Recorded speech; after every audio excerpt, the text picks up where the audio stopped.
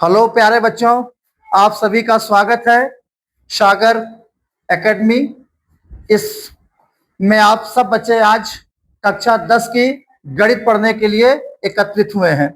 प्यारे बच्चों, आज हम लोग बोर्ड पेपर की तैयारी करने के लिए जो गणित का पहला चैप्टर है उसको हम लोग अध्ययन करेंगे।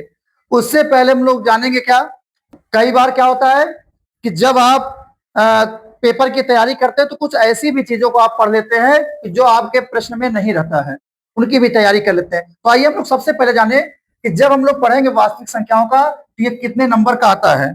इसका जो नंबर है वो नंबर का आता है कितने बोर्ड पेपर में, कितने नंबर का बोर्ड पेपर पूछा जाएगा। और पक्का है कि इसका जो बहुविकल्पी होता है एमसीक्यू क्वेश्चन ये जरूर आते हैं। ठीक है, तो इसको हम लोग 5 नंबर के लिए खूब कायदे से आराम से पढ़ेंगे ताकि हम लोगों को 5 नंबर लोगों के बोर्ड पेपर में क्लियर हो। क्या क्या पढ़ना है, अंकगणित की आधारभूत प्रमेय, फिर हमें भाज्य संख्याएं अभाज्य गुणनखंड करना, एचसीएफ और सूत्र एवं अपरिमेयता, और इस प्रकार के ए गुणे बी एचसीएफ गुणे एलसीएम मिलकर हम लोग क्वेश्चन पढ़ेंगे और हम लोग प्रूव करेंगे, सिद्ध करेंगे कि √3 √3 √2 √5 या इस प्रकार की संख्याएं क्या है, अपरिमेय संख्याएं। तो इन सब चीजों का हम लोग अध्ययन करेंगे, इनको हम लोग जानेंगे। पढ़ने के लिए आप लोग तैयार हो जाइए। अच्छे अगर नंबर लाने हैं तो बेटा आपको बहुत से चीजों को पढ़ना पड़ेगा। गणित की एक से एक चीज है, आपको छोटी सी छोटी चीजों को पढ़ के तभी आप अच्छे नंबर गणित में ला सकते हैं। हमारा जो मानना है गणित में कि यदि आपके गणित का बेस तैयार है, अगर गणित में आप बेस आप तैयार करते हैं तो गणित आपको बहुत सरल भी लगती है और आगे आने वाले जो कठिन क्वेश्चन होते हैं वो बहुत आसानी से आ जाते हैं। तो आप लोग जुड़िए हमारी क्लास में। पहले हम लोग जानते हैं वास्तविक, पाठ का नाम क्या है, वास्तविक संख्याएं। तो वास्तविक संख्या, अब एक प्रश्न उठता है, आप लोगों के मन में एक विचार उठ रहा होगा कि सर जी जैसे दिन है तो दिन का उल्टा क्या होता है, रात होता है।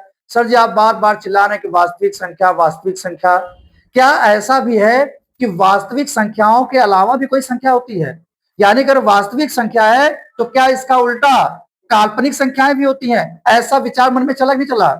तो आपका जो विचार हो बेटा बहुत बढ़िया है। वास्तविक संख्या है और एक दूसरी संख्या क्या होती है, काल्पनिक संख्या। क्या होती है, काल्पनिक संख्या होती है। क्लियर है सबका, क्लियर है सबका, क्लियर है ना, क्लियर है कि नहीं है? यानी कि अगर वास्तविक संख्याएं होती हैं तो काल्पनिक भी संख्याएं क्या होंगी, होंगी कि नहीं होंगी? अब हम लोगों को पढ़ना, यानी हम लोगों को यह बात समझ में आ गई कि सर वास्तविक संख्या तो पाठ का नाम है, वास्तविक संख्या क्या है, पाठ का नाम, वो तो हम लोग पढ़ेंगे ही पढ़ेंगे, उसको तो हमें पढ़ना ही पढ़ना है। लेकिन उसके अलावा क्या है, काल्पनिक संख्या है। ये कौन सी संख्या होती है सर, इसको अभी हम लोगों ने नहीं सुना। वास्तविक संख्या तो पाठ का नाम है, उसको हमें पढ़ना ही है, लेकिन ये काल्पनिक संख्या क्या होती है? तो आइए बच्चों इसके बारे में हम लोग जाने। काल्पनिक संख्या जो है, जब आप कक्षा 11 में जाएंगे तो आप काल्पनिक संख्याओं को पढ़ेंगे। हम लोगों को कक्षा 10 के गणित का जो पहला चैप्टर वास्तविक संख्याओं को जानना, लेकिन यह जरूर जानेंगे, इसको हम लोग जरूर जानेंगे कि वास्तविक संख्याएं या सॉरी काल्पनिक संख्याएं होती कैसी हैं। इनको तो आप लोगों ने जाना नहीं। तो वे संख्याएं जो अंडर रूट में और माइनस लगा के लिख दी जाए, जैसे अंडर रूट माइनस या अंडर रूट -4, ऐसी संख्याओं को हम लोग क्या कहते हैं, काल्पनिक। ऐसी संख्याएं अगर आपको मिलेगी अंडर रूट में कोई ऋणात्मक संख्याएं तो उन संख्याओं को हम लोग क्या कहेंगे, काल्पनिक संख्याएं। क्या यह बात समझ में आई? तो अब यह भी बात समझ में आ जाएगी कि सर अगर ये वाली बात हो गई है तो इसको हम लोग अगर देखें तो वास्तविक संख्याएं भी हम लोगों ने पढ़ा था। कौन सी संख्या पढ़ा था, वास्तविक संख्याएं हम लोगों ने पढ़ा। अब वास्तविक संख्याओं के अलावा हम लोग क्या करेंगे, यानी कि हम लोगों ने यह सीखा कि संख्याएं क्या होती हैं। ये जो संख्या है यह कितने प्रकार की हो गई, एक हो गई आपकी वास्तविक संख्या, अभी अभी आपने जाना ना, और एक हो गई काल्पनिक संख्या, एक हो गई आपकी काल्पनिक संख्या। क्या यहां तक क्लियर है आपका? यानी आपको यह पता चल गया कि संख्याएं कितने प्रकार की होती हैं, 2 प्रकार की, एक वास्तविक संख्या। अब वास्तविक संख्याओं को हम लोग अध्ययन करेंगे, वास्तविक संख्याओं को हम लोग देखेंगे कि इसका हम लोग कैसे पढ़ेंगे। आइए वास्तविक संख्याओं को थोड़ा सा और पढ़ें, वास्तविक संख्याओं को देखें। तो वास्तविक संख्याएं क्या होती है? ये होती है दो प्रकार की। कितने प्रकार की? कौन कौन सी? परमेय संख्याएं, परमेय संख्याएं और अपरमेय संख्या। ध्यान देते रहिएगा, अभी हम आपसे प्रश्न भी पूछेंगे। अपरिमेय संख्याएं, कौन संख्याएं? अपरिमेय संख्याएं, परमेय संख्याएं और अपरिमेय संख्याएं। कोई समस्या किसी छात्र को? यानी जो हमारी वास्तविक संख्या होती है ये कितने भागों में बट गई? दो भागों में, एक परिमेय में और एक। और यह भी आप जानिए कि अभी तक आपने जितनी संख्याओं को सुना, पढ़ा, लिखा है, जितनी संख्याओं को आप 10 में पहुंच गए, आप तक अब तक जितनी संख्याएं लिखे होंगे, पढ़े होंगे, सुने होंगे, वो सारी संख्याएं कैसी थी? वास्तविक संख्या। ऐसी संख्याएं वास्तविक संख्या। अब यहां ध्यान देंगे हम लोग, अब यहां हम लोग ध्यान ये देंगे कि सर ये परमेय संख्या क्या है और ये अपरमेय संख्या है। तो परमेय संख्याओं को आप लोग थोड़ा ध्यान दीजिएगा। परमेय संख्या आपने कक्षा 7 में भी पढ़ा होगा, आपको याद भी होगा, लेकिन उसके बाद भी आपको 10 में पढ़ाया जा रहा है। क्यों? क्योंकि अब हमें और आगे की चीजों को जानना है। तो परमेय संख्या क्या पढ़ा आपने? जिनको लिखना हो वो लिख भी ले कॉपी में। परमेय संख्याएं किसे कहते हैं? वे संख्याएं जिन्हें हम P/Q के रूप में क्या करें? लिख लें। यानी जिन संख्याओं को हम P/Q के रूप में लिख लेते हैं वे संख्याएं क्या कहलाती हैं? बहुत आसानी से समझ में आ रहा है। और जिन्हें हम नहीं लिख पाते उन्हें क्या कहते हैं? ये सबको याद है, ठीक है। अब यहां देखें, P और Q संख्या जो होती है पूर्णांक संख्याएं होती हैं और Q इज नॉट इक्वल, यानी Q 0 नहीं हो सकता, Q 0 नहीं हो सकता। ये बात समझ आ रही सबको? यानी P और Q कैसी संख्याएं हैं? पूर्णांक संख्याएं हैं और जिसमें Q 0 नहीं हो सकता। और ऐसी संख्याओं को हम लोग क्या कहते हैं? परिमेय संख्या। यानी अब आपको यह समझाया कि सर संख्याएं दो प्रकार की होती हैं, एक वास्तविक और एक काल्पनिक संख्याएं। अभी आपको बताया गया जैसे √-4, √- यानी वो संख्याएं जो अंडर रूट में माइनस में लिखी हो, उन संख्याओं को हम लोग क्या कहेंगे? काल्पनिक संख्याएं। वास्तविक संख्याएं, सर आपने अभी भी बताया कि हम लोगों ने अभी तक जितनी संख्याएं पढ़ी हैं, चाहे वो सम पढ़ी हो, विषम पढ़ी हो, दशमलव की संख्याएं पढ़ी हो, ऋणात्मक संख्याएं पढ़ी हो, है ना, वो सब संख्याएं क्या है? वास्तविक। यानी अभी तक आपने जिन संख्याओं को सुना, पढ़ा, लिखा, वे सब संख्याएं क्या थी? वास्तविक। अब परमेय संख्याएं सर क्या होती हैं? वे संख्याएं जिन्हें हम P/Q के रूप में व्यक्त कर ले, वे संख्याएं क्या कहलाएंगी? परमेय कहलाएंगी। जैसे 2/5, ये कैसे हो गया? परमेय संख्या। सबको याद है? अच्छा, अब हम जब जिससे पूछेंगे वही बताएगा। 1.7 ये कैसी संख्या है? कैसी संख्या है? ये कैसी संख्या है? परमेय है क्या? परमेय। यह 1.7 कैसी संख्या है? परमेय संख्या। यह भी जानना है। आप लोगों को लगता था कि बस परमेय क्या होता है? 3/5 कर दिया परमेय हो गया, या -2/7 हो गया परमेय हो गया। नहीं, और भी संख्याओं को हम लोगों को जानना है कि परमेय में क्या होता है। तो जैसे 1.7 क्या है? क्यों? क्योंकि यह जो है 1.7 है, ये पॉइंट के बाद संख्याएं क्या हो जाती हैं? समाप्त हो जाती हैं। यानी परमेय संख्या। और ध्यान रखेंगे, अगर दशमलव लगा है और दशमलव के बाद संख्या क्या हो जाए? समाप्त हो जाए, खत्म हो जाए, अब आगे संख्या नहीं है, तो वे संख्याएं भी क्या होती हैं? परमेय होती हैं। सबको क्लियर है? यानी ये तो संख्याएं परमेय होंगी ही होंगी और यह संख्या भी क्या होगी? क्लियर? अब आगे आइए, अब फिर पूछेंगे, बताइएगा। अब आप बताइए 1.3333 ये कैसी संख्या है? सबका गलत है। क्या है? हाँ, ये संख्याएं भी परमेय हैं। तो फिर आपको लगेगा सर आप तो बताए थे ये समाप्त हो गई तो भी परमेय और ये नहीं समाप्त हो रही तो भी परमेय, ये क्या बात है? ये तो समझे में नहीं आ रही गणित। आ रहा विचार ना? लग रहा ना? चलिए फिर ध्यान दे देंगे। अब यहाँ पे ध्यान देने वाली बात है, कक्षा 9 की गणित है ये। अब यहाँ पे हम लोग क्या ध्यान देंगे कि ये जैसी संख्या है इसको हम लोग कहते हैं शांत संख्या। कैसी संख्या? ये शांत है। तो शांत संख्याएं क्या होती हैं? परमेय होती हैं। शांत संख्याएं क्या होती हैं? शांत क्या होता है कि ये दशमलव के बाद देखिए समाप्त हो गया ना, शांत हो गया, यानी 0.35 के बाद कोई संख्या नहीं है, तो इसको ऐसी संख्या को हम लोग क्या कहते हैं, शांत संख्या। तो ये शांत हो गया, तो शांत क्या हो गया, परिमेय। अब सर ये सब शांत हो गई, लेकिन ये कैसी संख्या है, तो ये है अशांत। क्या है, अशांत संख्या होती है। ठीक, ये क्या है, अशांत, पढ़ा होगा 9 में। तो ये शांत हो गई सम संख्या, तो ये अशांत हो गई, तो इसको तो अपरिमेय होना चाहिए था, यही ना। लेकिन ध्यान देंगे बच्चे, जब अशांत संख्या हो और ये आवर्ती है, दशमलव के बाद इसकी संख्या क्या है, आवर्ती रूप में है। कैसी रूप में है, आवर्ती रूप में, बार बार बार वही आ रही है, तो ऐसी संख्याओं को भी हम लोग क्या करेंगे, परिमेय संख्या। यानी इसको हम ऐसे भी लिख सकते हैं 1.3 बार लिख लेंगे ना, तो ये क्या आएगा, ये संख्याएं क्या होंगी, क्या होंगे, पक्का, फिर से उठाना ये संख्याएं क्या होंगी, ये संख्याएं क्या होंगी, याद हो गया सबको। फिर अगला क्वेश्चन पूछे, चलिए अच्छा ठीक, हम फिर पूछते हैं, देखते हैं आप बता पाते हो नहीं।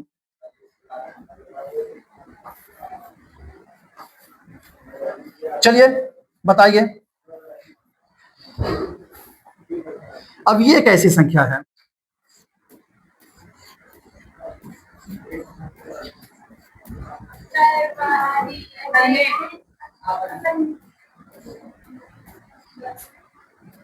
डॉट डॉट डॉट, ये कैसी संख्या है, कैसे जाना, ये पहले तो है ये कैसी संख्या है, अशांत संख्या। कैसी संख्या है, अशांत है, शांत बताया था ना, ये शांत हो गया क्योंकि दशमलव के बाद संख्या इसकी समाप्त हो जाती है, ये भी समझ में आ रहा है। और ये कैसा है, अशांत, और ये भी अशांत था, ये भी तो अशांत है, लेकिन ये बेटा क्या है, ये आवर्ती है। ये कैसी संख्या है, आवर्ती, वही बार बार आ रही है। ऐसे भी अगर हो, ध्यान रखना, जैसे 1.13 13 13 13, तो ये भी क्या है, परिमेय संख्या है। क्या है, ये बहुत कुछ इस समय 2-3 वर्षों से बोर्ड पेपर में आता है, ऐसे 2-3 संख्या लिख देगा, इसमें बोलेगा कौन परिमेय कौन अपरिमेय, बच्चे कंफ्यूज जाते हैं। परिमेय और अपरिमेय में जो आपके दिमाग में अभी तक भरा था, वो एक ही भरा था कि 3/5 सर जी ये परिमेय, या 4/7 सर जी ये परिमेय। इसके अलावा आपने परिमेय और अपरिमेय को बहुत ध्यान से नहीं पढ़ा और सुना। तो अब हम लोग ध्यान देंगे, ये अशांत है और साथ में क्या है, अनावर्ती है। क्या है, तो इसलिए संख्या क्या होगी, क्या होगी, अशांत है, अनावर्ती है, तो क्या होगी, ये अपरिमेय होगी। तो अब प्रश्न उठेगा कि सर क्या सिर्फ यही संख्याएं अपरिमेय होती हैं, इसके अलावा और कोई संख्याएं अपरिमेय नहीं होती, नहीं, और भी संख्याएं अपरिमेय होती हैं, जैसे √2 रूट, ये संख्याएं भी क्या है, अपरिमेय है। कितने लोगों को ये सब क्लियर हो गया, आया सबको समझ में, सबका क्लियर है ना। आगे देखिए, तो अब हम लोगों को एक बार फिर से आइए देखिए, ध्यान दें, हम लोगों ने अभी अभी तक क्या सीखा, संख्या को सीखा। संख्या कितने प्रकार की हुई, एक वास्तविक संख्या, वास्तविक संख्या, और एक काल्पनिक संख्या सीख लिया, जान भी गए।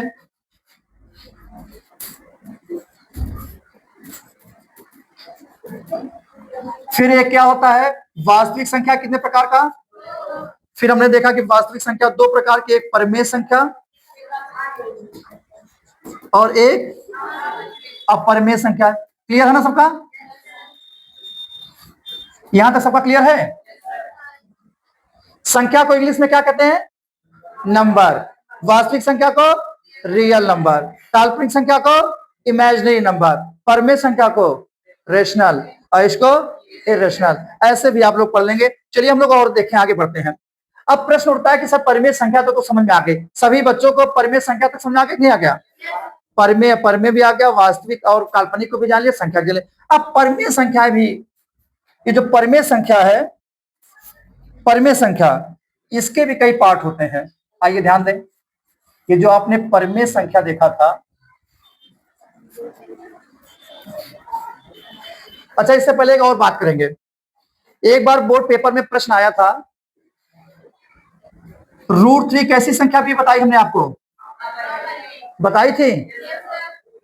प्रश्न था कि √3 कैसी संख्या है, बोर्ड पेपर में आया था। पहला विकल्प था, बहुत सोच के उत्तर दीजिएगा सब लोग। पहला उत्तर था परिमेय संख्या, दूसरा था सम संख्या, तीसरा है विषम संख्या, चौथा है वास्तविक संख्या। तो √3 कैसी संख्या है, √3 कैसी संख्या है? तो देखिए बेटे, आप बहुत ध्यान से समझिएगा। प्रश्न जब एग्जाम में आएगा तो आपको कंफ्यूज करेगा। हमने पहले तय कि 5 नंबर का आएगा नंबर पेपर में, और उन 5 नंबरों में इसके 1-2 क्वेश्चन बहुविकल्पी आते हैं, और जो बहुविकल्पी आते हैं वो वही लड़के कर पाते हैं जो गणित को बेस को बहुत आसानी से और बहुत आराम से एक एक पढ़ते हैं लाइन। तो आप कृपया इस पे बने रहिएगा, नहीं तो फिर आप कर नहीं पाओगे। अब देखिए, तो लोग लड़के कहेंगे कि सर ये तो आपने √3 बताया था कि √3 कैसी संख्या है, अपरिमेय संख्या है, और इसमें अपरिमेय संख्या का कोई ऑप्शन ही नहीं था। अब मान लो ऐसा भी पेपर कर दे, इसमें से एक विकल्प और डाल दे, इनमें से कोई नहीं, कौन सा विकल्प डाल दे, इनमें से, तो आधे लोग तो यही कर देंगे, सर आप बताए थे कि अंडर √3 एक अपरिमेय संख्या है और विकल्प में कहीं अपरिमेय संख्या था ही नहीं, तो हमने लगा दिया इनमें से, गलत हो जाएगा ना। अब ध्यान दें, जितनी भी परिमेय संख्याएं हैं और जितनी भी अपरिमेय संख्याएं हैं, परिमेय संख्या हो और चाहे वो अपरिमेय संख्या हो, वे सभी संख्याएं क्या है, वास्तविक है ना। तो उनका जन्म कहां से हुआ है, वास्तविक संख्या से होगा ना। तो अपरिमेय तो हो या ना हो, लेकिन वो वास्तविक संख्या तो होंगी ही होंगी। तो आपका आंसर क्या होगा, वास्तविक संख्या होगा। ऐसे क्वेश्चन आप कर लेंगे एग्जाम में, छोड़ेंगे तो नहीं। चलिए बहुत बढ़िया है। अब थोड़ा सा और आइए बात कर लें, परिमेय संख्या कितने प्रकार की होती हैं, कौन कौन से, पूर्णांक संख्या, पूर्ण संख्या, पूर्ण संख्या, और देखो ये जो प्राकृतिक है इसको प्राकृति भी लिखते हैं, प्राकृति है ना। तो कंफ्यूज, देखिए ऐसे गणित में कई शब्द मिलते हैं जो एक ही होता है, लेकिन उसको गणित में क्या करते हैं, किसी दूसरे हिंदी के शब्द, हिंदी में बहुत समस्याएं आती हैं, किसी दूसरे शब्द से कहते लड़का कंफ्यूज जाता है। एक बार की बात है कि एक लड़का पेपर दे के आया और व्यास, व्यास हम लोगों ने पढ़ाया था उसको, व्यास, व्यास क्या होती है, त्रिज्या की 2 गुनी होती है, और अगर त्रिज्या निकालनी है तो हम व्यास का आधा करते हैं, और उसमें आया था अर्धव्यास। अब उसको त्रिज्या पता नहीं, तो अर्धव्यास भी किसका नाम है, त्रिज्या का ही नाम तो है। जैसे एक घर में 2 लड़के होते हैं या एक ही लड़का है, उसका स्कूल का नाम कुछ दूसरा होता है और घर का नाम, लड़का तो वही है। तो अर्धव्यास कहो चाहे उसको त्रिज्या कहो, एक ही तो बात है। तो कई बार नाम से कंफ्यूज जाते हैं, तो इसको हम लोग क्या कहेंगे, प्राकृत या प्राकृतिक संख्या। यहां तक क्लियर है सबका बेटा। परिमेय संख्याओं को 2-3 भागों में आपने बांट दिया, पूर्णांक संख्याएं, पूर्ण संख्याएं और पूर्णांक संख्याओं को देखिए, पूर्णांक संख्याएं क्या होती हैं, 0, 1, 2, 3, 4 डॉट डॉट। इधर माइनस की संख्याओं को भी ले लें, -1, -2, -3, -4 डॉट डॉट। कोई समस्या। अब यहां पे देखें तो पूर्णांक संख्याएं क्या होती है। चलिए अच्छा प्राकृतिक संख्याओं से पहले स्टार्ट करें। प्राकृतिक संख्याएं क्या है, यानी वे संख्याएं जिन्हें हम गिनते हैं, वस्तुओं को हम इन्हीं को कहते हैं गिनती वाली संख्या, गिनती वाली संख्या, काउंटिंग नंबर। यानी वे संख्याएं जिनसे हम गिनते हैं ना वस्तुओं को, तो वस्तुओं को गिनते हैं तो कैसे गिनते हैं, आप जब किसी वस्तु का गिनती करेंगे तो कैसे करेंगे, 1, 1, 2, 3, 4 डॉट डॉट। तो ये जो 1, 2, 3, 4, 5 आपने देखा, ये सब क्या है, प्राकृतिक संख्या। यह समझ में आ रहा है। इसी प्राकृतिक संख्या में आप 0 शामिल कर दें, क्या करें, 0 शामिल कर दें, तो ये संख्या क्या हो जाएगी, 1, 2, 3, 4, 0 शामिल कर दिया। और प्राकृतिक संख्या को धनात्मक और ऋणात्मक और जीरो सबको शामिल कर दिया जाए तो क्या बन जाएगा? वो पूर्णांक संख्या दो प्रकार की होती है, एक धन पूर्णांक और एक, कोई समस्या? यानी उसमें दो प्रकार के हो जाएंगे, एक धन पूर्णांक हो जाएगा और उसी प्राकृतिक संख्या को प्लस में भी और माइनस में और जीरो भी, यानी इन तीनों को मिला दिया जाएगा तो कैसी संख्या बनेगी? पूर्णांक संख्या। क्या यहां तक भी आपको समझ में आ रहा है? क्लियर है ना? अब एक प्रश्न हम पूछेंगे, उत्तर देंगे आप लोग। सबसे छोटी प्राकृतिक संख्या, सबसे छोटी प्राकृतिक संख्या कौन है? सबसे छोटी प्राकृतिक संख्या, बहुत बढ़िया आंसर। सबसे छोटी प्राकृतिक संख्या क्या है? और सबसे बड़ी प्राकृतिक संख्या? सबसे बड़ी प्राकृतिक संख्या वो तो एक अंकों की संख्या है ना, 9। 9 क्या है? एक अंकों में। ये ऐसे चला जाएगा अनंत तक, आप चले जाइएगा, गिनते रहिए, ठीक सब जितना आप गिन लें। डॉट डॉट लिखा है ना। और सबसे छोटी पूर्ण संख्या 0। सबसे छोटी प्राकृतिक संख्या, प्राकृतिक संख्या सदैव धनात्मक होती है, ध्यान रखे रहिएगा। प्राकृतिक संख्या सदैव क्या होगी? ऋणात्मक। हम किसी वस्तु का गिनती करते हैं तो क्या ऋणात्मक करते हैं? धनात्मक ही तो करते हैं। तो आप क्या करेंगे? धनात्मक होते। ये बात भी समझा गई, पूर्ण संख्याओं को भी समझा गया, प्राकृतिक संख्याएं भी समझा गई। ये सब बातें आ रही हैं समझ में? छोटा छोटा रिवीजन करेंगे, छोटी छोटी बातों को याद रखेंगे, अभी आगे बहुत काम आएगा। प्राकृतिक संख्या क्लियर है सबको? छोटी संख्या कौन है उसमें? एक है। अब थोड़ी सी संख्या देखिए, जो ये प्राकृतिक संख्या है इसको भी हम लोगों ने कई भागों में बांट दिया है। एक बांट दिया किसमें? किसमें बांट दिया है? किसमें बांट दिया? दूसरी, एक हो गया सम संख्या, दूसरी हो गई विषम संख्या, और तीसरी,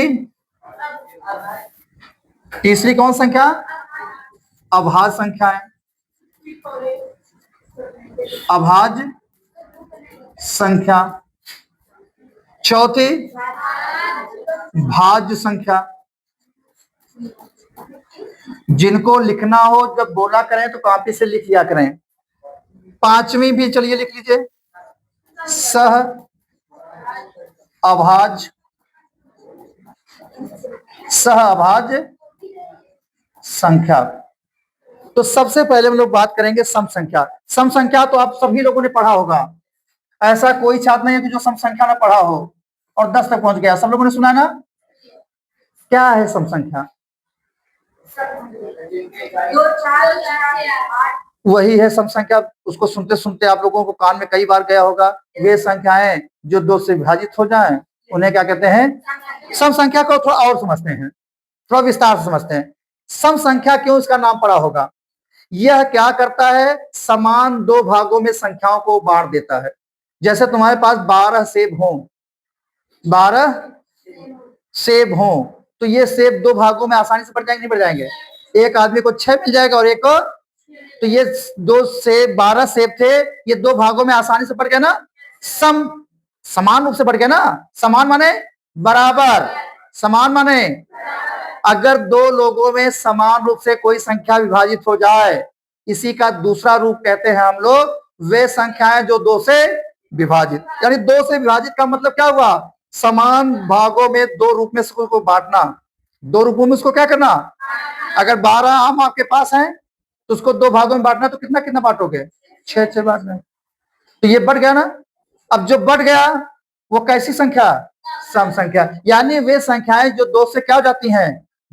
अच्छा मान लो 7 आम हैं, अब 2 लोगों में बांटना है, क्या होगा?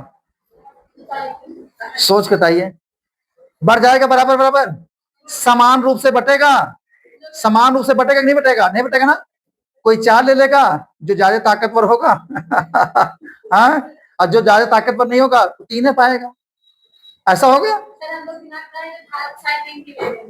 नहीं, काटना नहीं है, कोई चीज को काटने मैथ में वो पूर्णतः ही माना जाता है। खैर बहुत अच्छा।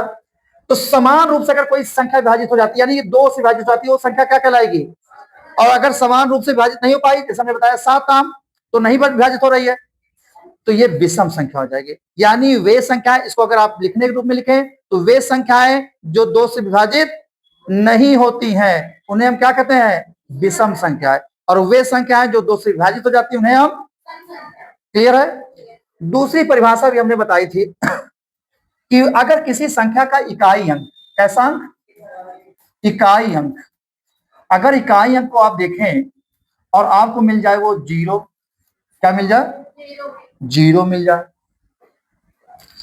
किसी संख्या का इकाई अंक क्या हो जाए, 2 दिखाई दे, 4 दिखाई दे, 6 दिखाई दे, और यानी कोई संख्या आपकी आंखों के सामने आई और आपने उसका इकाई अंक को देखा और वहां आपको 0, 2, 4, 6, 8 मिल गया, तो ऐसी संख्याएं क्या होंगी।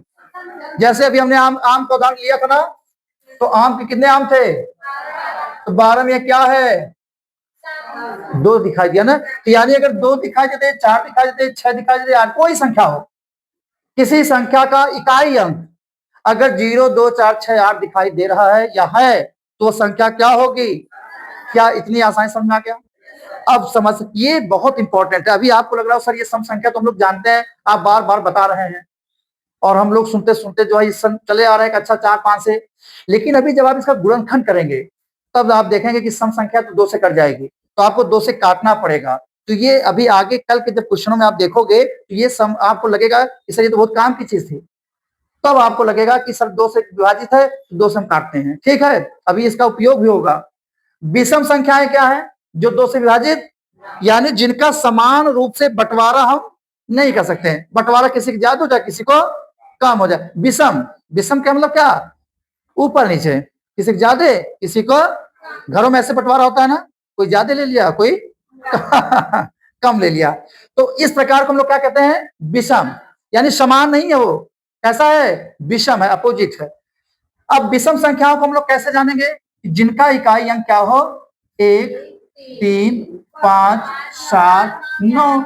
अगर किसी संख्या का इकाई अंक आपने देखा, वैसे तो भाग भी कर ले 2 से, टाइम लगेगा और भाग करने के बाद पता चलेगा कि विभाजित हुआ कि नहीं, है ना। लेकिन अगर आपने इकाई अंक देखा, अगर आपको इकाई अंक में 1, 3, 5, 7, 9 दिखाई दिया, तो वे संख्याएं क्या होंगी, ये तो बहुत आसानी से आ जाएगा। जैसे अगर हम पूछे 197 कैसी संख्या होगी, कैसे जाना, बस इकाई अंक देखा और इकाई अंक में 7 आ गया, विषम। ऐसे ना करो, कोई समस्या। सम विषम भी क्लियर हो गया। इंग्लिश से पता नहीं इसको क्या कहते हैं, सम को क्या कहते हैं, इवन नंबर, और विषम को ऑड नंबर, यानी इवन नंबर और ऑड नंबर भी आपको क्लियर हो गए। अब आइए हम लोग देखते हैं अभाज्य संख्या किसे कहते हैं, अभाज्य संख्याएं किसे कहते हैं। और आपको पढ़ना भी, अभी हम बताए थे ना, अभी जब हम आपको लिस्ट दिखा रहे थे तो उसमें अभाज्य संख्याओं का गुणनखंड पढ़ना है ना। कक्षा 10 की गणित में आपको अभाज्य संख्याओं का गुणनखंड तो पढ़ना है, तो हमें अभाज्य संख्या तो पता होनी चाहिए। क्या है अभाज्य संख्याएं, तो अभाज्य संख्या का बहुत सिंपल सा है, सम और विषम समझ में आ गया ना। अब अभाज्य संख्याएं वे संख्याएं जो स्वयं से विभाजित हो या 1 से विभाजित। तो 1 से जितनी भी संख्याएं हैं संसार की, सभी क्या हो जाएंगी, विभाजित हो। कोई समस्या, 1 से सब विभाजित हो जाएंगे। तो अब स्वयं से विभाजित हो या 1 से, जैसे 29 है तो ये 1 से विभाजित हो जाएगा, या 29 का नंबर 29, ये तो हुआ, और तो नहीं होगा, 3 से नहीं होगा, 5 से, 7 से, यानी ये 29 जो संख्या आपने बेटा देखी, ये स्वयं से होगा। 29 से डिवाइड करोगे तभी तो 29 कटेगा, है, और 1 से करोगे तो 2 बार जाएगा, क्यों, फिर 9 बार जाएगा। तो ये स्वयं से विभाजित हो रहा है। या 47, ये कैसी संख्या है, 47, 47 कैसी संख्या है, कैसे जाना, क्योंकि 47 क्या होती है, या तो स्वयं से विभाजित होगी, या यानी कहने का इनका जो फैक्टर होगा वो 2 ही होगा, 1 होगा या 47, और तो कोई हो नहीं सकता। यानी अब इसका आप ऐसे भी बना सकते हैं, इसको आप सोच के भी बना सकते हैं, सर वे संख्याएं जिनके सिर्फ कितने फैक्टर हो, अगर सिर्फ 2 ही फैक्टर हो रहे हैं तीसरा हो ही नहीं रहा है, तो क्या हो जाएंगे वो?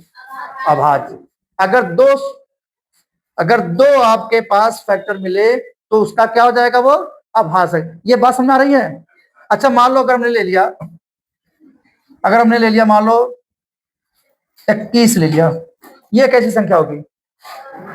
हाँ, इसके भी तो दो फैक्टर हैं, 3 और 7।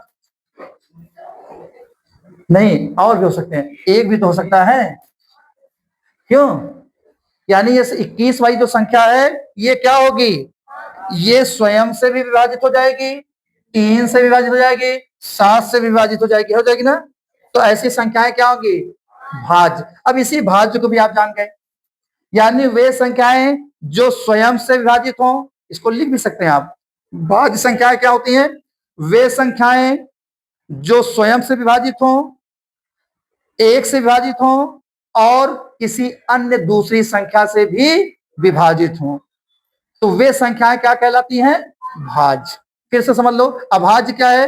अभाज्य संख्याओं को फिर जान लीजिए, वे संख्याएं जो सिर्फ या केवल स्वयं और एक से विभाजित होती हैं, उन्हें हम कहते हैं अभाज्य संख्याएं। और वे संख्याएं जो स्वयं से, एक से और अन्य किसी दूसरी संख्या से भी विभाजित हो, उन्हें हम कहते हैं भाज्य। एकदम क्लियर है कि नहीं है? आ रहा समझ में? ठीक है, तो भाज्य समझ में आ गया ना। अब प्रश्न उठता है बेटा, एक प्रश्न बहुत आता है, लोग कर नहीं पाते इसको, तुम लोग बताओ, सबसे छोटी अभाज्य संख्या क्या है? सबसे छोटी अभाज्य संख्या, सबसे छोटी अभाज्य संख्या क्या होगी? हाँ, 2 होगी कि 1 होगा? 1 होगा कि 2 होगा, बताइए। हाँ, कितने लोग 1 कह रहे हैं? सबसे छोटी अभाज्य संख्या 1 होगी कि 2? 1। 2 कौन बता रहा? तो 2 जिसने बताया, राइट आंसर। ताली बजा सकते हैं आप लोग। अब ध्यान रखिए, क्यों रीजन समझे, बहुत ही कॉन्सेप्ट क्लियर करिए बेटा। देखिए फिर कल से चिल्ला रहे कि गणित में अगर आपका आधार नहीं मजबूत, आप छोटी छोटी बातों को नहीं जानेंगे, आपके अंदर शंका रहेगा कि 1 होगा कि 2 होगा, तो आपके क्वेश्चन आगे चल के क्या होंगे? गलत हो जाएंगे। अभी आप जब पढ़ेंगे आगे चल के, आप लगाएंगे समांतर माध्य या आप उसमें जाएंगे माध्य का बहुलक में, तो आपको उसमें आएगा प्रथम 10 अभाज्य संख्याएं। तो तुम अभाज्य नहीं जानो तो पहली कौन अभाज्य संख्या है? तो सबसे छोटी अभाज्य संख्या कौन है? 2। क्योंकि 2 जो है स्वयं से विभाजित है, 2 से विभाजित हो जाएगी नहीं जाएगी? और 2 1 से विभाजित हो जाएगी, यानी 2 कैसी संख्या है? 1 से विभाजित हो जाएगी। और तो इसी तो अभाज्य की परिभाषा हम लोगों ने क्या लिखाई? वे संख्याएं या तो स्वयं से विभाजित हो या तो, यही तो परिभाषा है बेटा। तो द्वि क्या है? 1 से विभाजित हो जाती है या 2 से। तो सबसे छोटी संख्या क्या होगी अभाज्य? 2। अब एक तो एक ही है, इसका तो एक गुणनखंड हो रहा है, एक विषम संख्या है। कैसी संख्या है? विषम संख्या है, अभाज्य संख्या नहीं है। कोई कॉन्सेप्ट में कोई समस्या तो नहीं है? 2 कैसी संख्या है? सम संख्या भी है। 2 कैसी संख्या है? सम संख्या और अभाज्य संख्या भी है। आप एक एक डाउट क्लियर करते रहिएगा, तभी आप कर पाएंगे। अब आता है प्रश्न सह अभाज्य संख्या। आइए इसको हम और ध्यान से पढ़ें। सह अभाज्य संख्या, सह अभाज्य संख्या, जिनको लिखना हो लिख लें, इनके क्वेश्चन पेपर में आते हैं और ये हो सकता है कल से आपको स्टार्ट भी किए जाए। तो सहअभाज्य संख्या क्या है? वे दो संख्याएं लिख लीजिए सब लोग। वे दो संख्याएं जिनका उभयनिष्ठ गुणनखंड, जिनके उभयनिष्ठ गुणनखंड 1 हो। कितने हो? यानी 2 संख्याओं का हम गुणनखंड करें और उसमें उभयनिष्ठ गुणनखंड कितना हो? 1, है ना? 1 हो या 1 हो, या वे 2 संख्याएं जिनका मासा 1 हो। वे 2 संख्याएं जिनका मासा जानते हो ना, महत्तम समापवर्तक, जिनका मासा क्या हो? जिनका मासा क्या हो? जिनका एचसीएफ निकाला जाए तो कितना आए? यानी ऐसी दो संख्याएं जिनका आप एचसीएफ निकाले, महत्तम समापवर्त निकाले, वो कितना आए, वे दो संख्याएं क्या कहलाएंगी, सह। खूब आता है बोर्ड पेपर में, प्रत्येक वर्ष आता है बोर्ड पेपर में। जैसे इसको देखें 18 और 20, अब ये कैसी संख्या है, और 31 खूब आता है एग्जाम में। इन दोनों संख्याओं में सहभाज्य संख्या कौन है, पहली वाली है कि दूसरी वाली, कौन सी, दूसरी सहभाज्य संख्या है, पहली है। आइए दोनों को चेक करें। जैसे 18 का आप गुणनखंड करेंगे तो क्या होगा, 2 इंटू 3 और 25 का करेंगे 5 इंटू। अब इन दोनों में कोई कॉमन गुणनखंड हो रहा है, कोई चीज कॉमन है, तो ध्यान रखिए गणित में जब कोई चीज कॉमन नहीं होती तो कितना कॉमन माना जाता है, एक कॉमन होता ही है, क्योंकि एक से किसी संख्या में गुणा करने पर कोई अंतर, सबका मालिक कौन है, सबका मालिक। तो जब कोई चीज कॉमन नहीं है, कुछ नहीं है कॉमन, तो कॉमन क्या होगा, उभयनिष्ठ जो इसका गुणनखंड होगा क्या होगा, कुछ कॉमन ही नहीं तो क्या मानोगे आप, इसलिए इसका मासा कितना होगा, मासा कितना होगा। तो इन दोनों संख्याओं का मासा कितना आया, तो ये संख्याएं क्या होंगी, कितना सरल है, और एक नंबर का पेपर में आना ही आना है, ये बात छोड़ क्या हो गए। अब इसको देखो तो 31 तो है ही है, और 93 को क्या करोगे, 31 गुणे 3 लिख दोगे ना, तो इसमें उभयनिष्ठ क्या हो रहा है, उभयनिष्ठ गुणनखंड क्या है, उभयनिष्ठ गुणनखंड कितना आया, दोनों में 31 है कि नहीं है, तो इसका मासा कितना होगा, 31 होगा ना। तो मासा जब एक आएगा तभी सहभाज्य गुणनखंड होगा, इसको कान खोलकर सुन लीजिए, मनन कर लीजिए, बोर्ड पेपर में 101% आना है, ये हर साल आता है।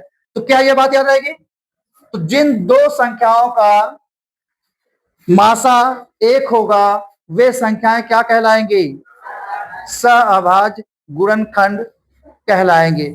समझ आ रहा है, तो इतना ही आज हम लोग करेंगे।